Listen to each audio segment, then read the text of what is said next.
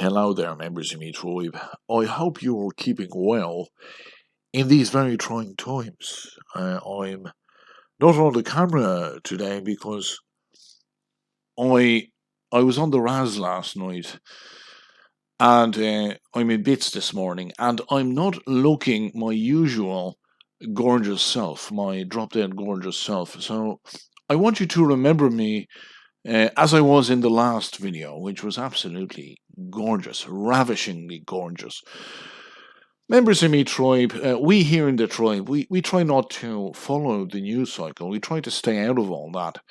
However, I did look at a few news articles last night, and wonderful news was coming out of the Middle East. Israel was bombing the living shit out of Iran, and I was jumping up and down in the pub, on my phone, and just having a great time and being, the center of attention, everyone hanging on my every word in the pub. And I was telling everyone, Israel has just bombed the living shit out of Iran. And I said, drinks on the house for everyone.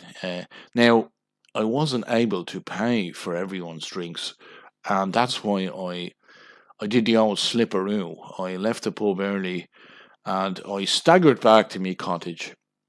And by the time I got back to me cottage, it was several hours later, and the news reports were saying that Iran was now bombing the shit out of Israel. Now, that made me cry. It made me cry. It made me feel that, the world was a lost place, an anti-Semitic place.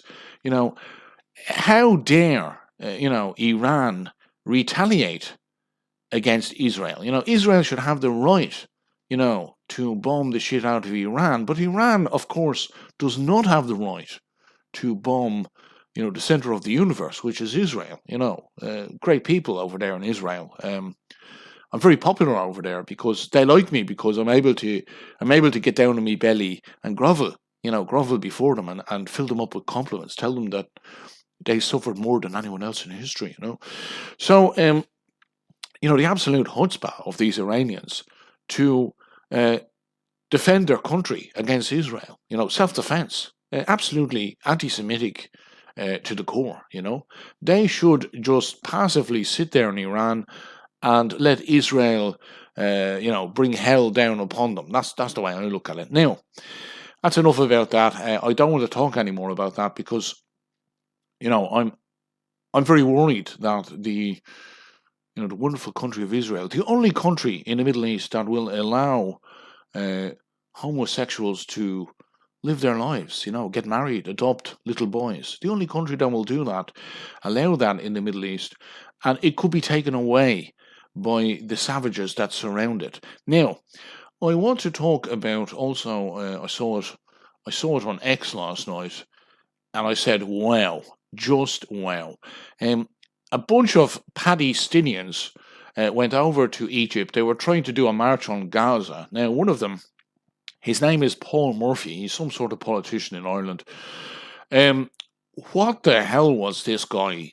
What was he thinking? He got his passport confiscated, going by tweets that were sent out. He got his passport confiscated, and I think they took his phone as well. And you had all these Palestinians trying to get in touch with the embassies, trying to, get Paul Murphy back, because he'd been whisked away on a bus or something. What the hell was this guy trying to do? Now, I think the only cure for this guy, the only cure for his mental illness, is if, the Egyptians sit him down and make him watch the footage from the 7-Eleven. Is it 7-Eleven? Or is it 9/11? No, 9/11 is the Twin Towers. What's 7-Eleven? That's a shop, is it not?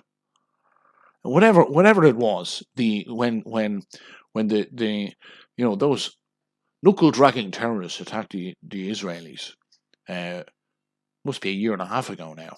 If they could show him footage of that, and then show him footage of the Indiana Jones films, showing the horrible Nazis in those films. If they could sit him down and force him to watch, Clockwork Orange version with the eyes open. Force him to watch, um, what's it called? But